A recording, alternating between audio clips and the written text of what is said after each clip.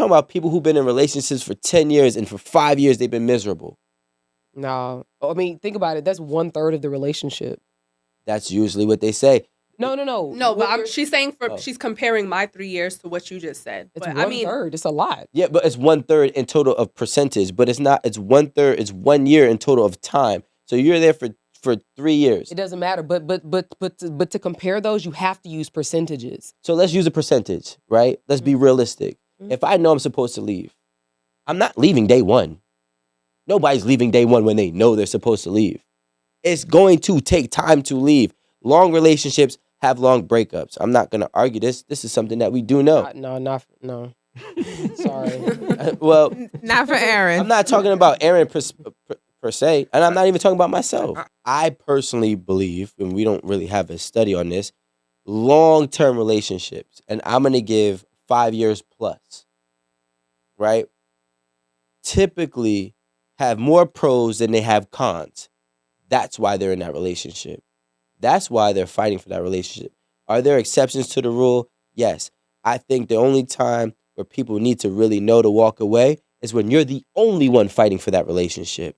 Now, if you're both fighting for this relationship, you are probably in a relationship you should be in. And realistically, you have to figure out a way to get over this hurdle. You have to figure out to get over this obstacle. But what happens is then we have other people who sit and say, you don't need to deal with that. You deserve better. You're wasting your time. And you know what? You don't want to end up single at 35.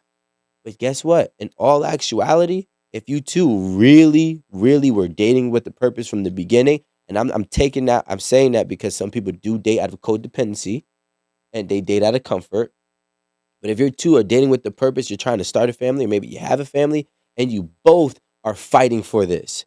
That is what a relationship dynamic is. You both have to be fighting. You both got to be fighting. Now, I'm not saying you're going to have the best relationship, but people need to understand you're not. There's always going to be a relationship on the outside that looks better than yours. And you compare your relationship to that relationship, and that relationship seems like it's the best. It seems like it's filled with this happiness. So now you start to think and project on yourself like, damn, my relationship is not that well. And it really is. I don't think that's what it is. I feel like that only works if you guys are dating with a purpose. Because two people fighting for a relationship does not mean that we're probably supposed to be together if we're not dating with a purpose. Because we could probably both just be fighting because we both love each other. But love isn't enough, like, to, stay somewhere. If you guys aren't talking about what the future holds for you guys are probably just in a dead-end relationship. You guys are going to have the same problems. You guys are going to keep arguing about the same stuff. And you guys are going to have to keep going through this same fight to save this relationship. It's going to be a never-ending cycle. So I feel like it only works if you guys are...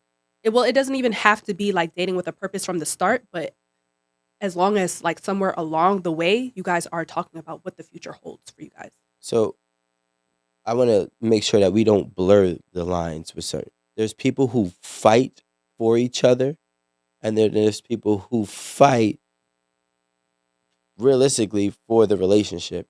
Now, when you're fighting for each other, you have the same issues over and over again because you just want to be with that person.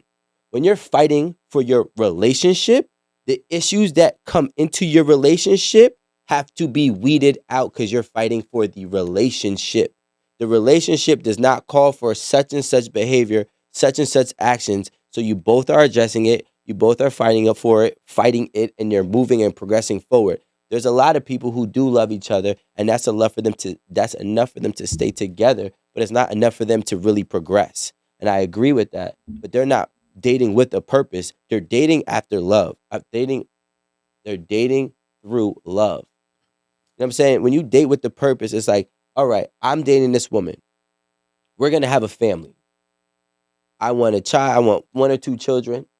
Do you want 1 or 2 children? Yes. Cool. Now, we're going to get married at such and such age. It's when you date with a purpose, it has a plan. It has a structure. Yeah, you know where it's going. Plan involved. I'm not saying, hey, it's not wishful thinking.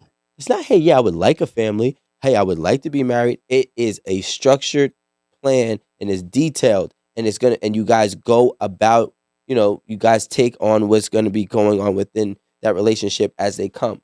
And you really work through it. Excuse me. You work through it to get to where your end goal is with that person. I don't even think people know what dating with a purpose is. Dating with a purpose and intent is not the same. What's the difference? What's the difference? Yeah. Dating with intent means I intend to have something good with you. I intend to have longevity with you. I intend to have, a family with you. A purpose is so much more profound. This has to happen. I'm going to make sure that this happens. You are the person that's perfect for this. When people say, give you an analogy. Look at Marie's face. She's like, what? Oh, that's called hardballing right there. No, it's like when people say, hey, pick a career. We had TK Kirkland, OG TK Kirkland. OG. Come on here. He said, make sure you put that OG on. Yeah, I his put name. it, and I do it for him, right? He said he knows his purpose, and he's doing what his purpose is calling. Right. You don't steer away from it. When you have intentions versus purpose, which has more so devotion tied to it, that's why I say it's more profound. You figure things out and you figure out how you're going to balance it and make it work. Your intentions can change. I intended this, but it's not working out. It's easier to walk away. It's so hard to fight against your purpose. The only thing about that is that it involves something outside of you, right? You can have the strongest convictions and the strongest purpose. And when you're operating within yourself, there's a sense of choice and even maybe some control. When you have a strong sense of purpose, right, with the operation outside of you, you can have the strongest purpose, right, and vision. But if you involve another party in it, it becomes a lot more complex. That's actually the point that I wanted to make. It's, you may be with somebody and they may be great for the time being. You may think they're great for your future. But when I think about dating to establish a long-term lifetime relationship, one thing that is certain for me is I have to know that this is a person, good, bad, or indifferent, that I can spend it with them. Meaning, if shit is great, we're gonna be great. If it's bad, we still gonna be great. Like, I just, there's not many people who who you can go through hard times with. And I think, and again, this is personally for me, when I sort of turn that light switch on in my mind about dating with a purpose, it really had to be that somebody that I enjoyed, somebody that I could be around, somebody just who didn't get on my fucking nerves sometimes. Sometimes you really like somebody, but they get on your nerves. Oh, no. If your spouse don't get on your nerves, you're not in a real relationship. At least once a year or two. No, but there are people who genuinely they get on your nerves. And you kind of realize that you really don't like. You don't like them. Oh no, not like that. No, that's what I'm talking about. What y'all just said. It's like you if they get on your nerves, you not gonna cook them dinner, or you're not gonna come pick them up because they ran out of gas. Like that level of get on. You want to your know what's nerves. so amazing, Aaron, that you say that? Because one of the key things, one of the primary things you should ask yourself is, are our problems based on what we're going through or who we are? Yeah. So if you ask that in your partnership, it will give you an idea of, is this the person that I want to be with? Exactly. If it's a core issue, like right here, and it's just who you are, and it just don't jive with me, then it's not gonna work regardless of how much I love you, regardless of how much I can put up with you, regardless of how much I fight for the relationship. I really don't give a fuck about nobody fighting for a relationship. What I care about is somebody willing to do the work to make things better. Meaning you have to look at yourself and see where you're messed up. You got to look at yourself to see where you can improve so that you can take those improvements into the relationship. Because otherwise, what are you doing? It makes no sense. You saying I'm fighting for the relationship. Who are you fighting? What are you fighting? This is all about improvement and doing better so that you can be better and have a better relationship. But the things that people use this very often, and maybe somebody in the room can tell me what they mean, but who are they fighting? The other bitch? I don't know. Who are they fighting? I don't understand. No, it could be. So there are times. So, Remember, R. Kelly. Fight for my life.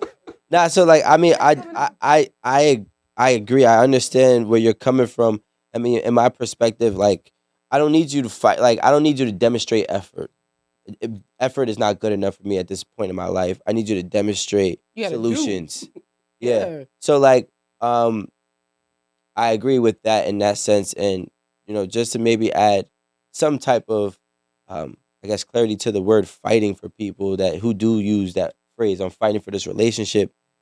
There's been points and times in my life and in relationships where I was the only one fighting in the sense where I know the other person is tapping out right now, but I'm picking up the burden and the weight, and I'm gonna carry it on my back until I could get this person tapped back in. That's what comes to my mind in fighting. And there's been times where I tapped out in a relationship, like, yo, I don't gotta deal with this. Yo, I'm tired of this, right? And then their efforts and actions helps pick me back up to speed. And then, we get back on the high horse and we go ahead and we rock off. Now, I do believe that life situations sometimes get very, very hard, especially for people who are struggling financially. It's really hard to see the difference between your situation and the person. Usually they kind of go hand in hand. Because a lot of times you're in the situation because of that person. You feel what I'm saying? You was good. Even if it's the situation, the person is not handling it Yeah. well and making it worse. I'm sorry, that does a lot in a relationship. One thing I noticed observing people's relationships when I was a kid, how things get mostly by the men. Like when something comes about, like let's say there's a leak in the ceiling or the light bill gets cut off, like anything that happens, I always observe how it's handled by the person determines how much respect the relationship gets, how much the person stays with you. We go through situations, and I have a collective group of male friends who are just so happen to be what idealistically a man is supposed to do in the household, right? In terms of covering the bills, all these gender roles. So I do believe that one thing that we all have in common with our woman is that when situations arise, our woman never just sit back. We might push them back, say, hey, I got this, chill out. But they never just sit back. And I think that is a form of appreciation from a man who's doing a lot. Yeah. I need to know that you're willing to do some type of the work and pick up some type of the load rather than just say, okay, here you go. I don't know what to do. Or I don't care, just get it done. Yeah. Because a lot of men feel sometimes they become slaves to their relationship or slaves in the relationship. What is that? Dang, that's two things, right? Yeah, well, slaves to the relationship and slaves in a relationship. Yeah. So, realistically, when they're the only ones that are doing the burden of the work, and I'm not talking about just finances. I'm talking about in everything. Like I'll be transparent. I had a fight with my girl and we didn't talk to each other for nearly a week in the same house. How? Because what happened was I was on a tour. I came off of a tour, and that Sunday I was exhausted. I filmed Thursday, Friday, Saturday. Sunday, I took a chill day, but I still didn't take a chill day because I'm present in my house. I'm a great father, so I play with both kids all damn day.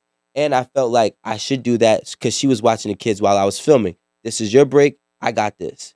So then when Monday comes around, she goes to work. They so happen to have off from school, right? So I'm still with them, even though my mom did take them for a couple hours. Right? So I'm still with them.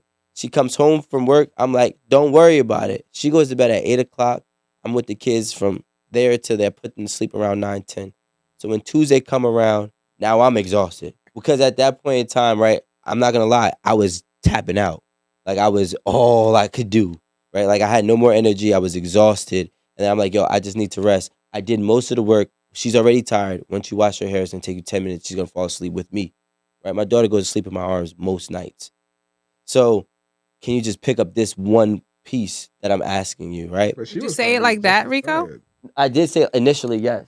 Oh, okay. I was just wondering. Initially yes, and then I know exactly what ended up happening was it still wasn't resonating. And when it still wasn't resonating, that's when I was like, yo, the simple fact that for me, this is what I'm saying, I felt like a slave in my relationship because, like I said, there's a lot of guys who I know or don't know, but know of, who are not doing both sides. They're not being the dad and they're not being the provider. I'm doing both, right? And I'm taking off a lot of burden for you. I'm considering that you were with the kids while I was at work. So now I'm taking the burden of the kids so then you can kind of relax and rest before you go back to work, right? This is my fine line of balance. And when I realized it wasn't being able to be processed, that's when I realized that I was the only one that was kind of all in. So when I felt like that, I immediately I rejected it. I refused to digest it in a healthy manner because I was like, okay, you don't understand after I said this the nice way? Fuck it.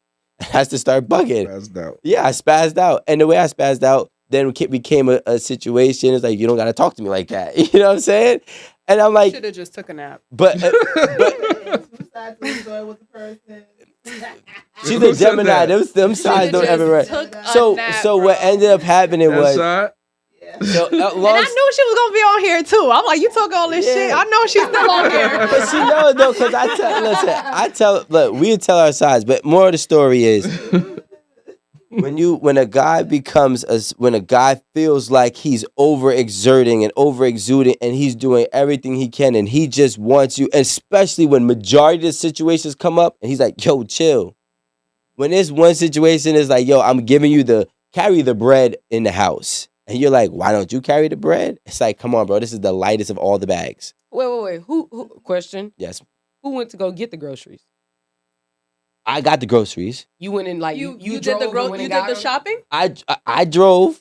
No, we did the shopping together. But I drove. We did the shopping together. I packed it up. I brought them all in the house. And I'm like, all right, cool. Just bring and you're like, go back downstairs and get the bread. It's like, wait, time out. Hold on. So. To me, it kind of seems like you guys have a little bit of a power construct in your house. It's like, okay, well, who's going to do this? Because I do this, so I think you should do this. Kind of situation going on. Because why are we arguing about who's going to get the bread? No, it's not about if you're closer to where the bread is, no, we're both get the bread. It's not even about that.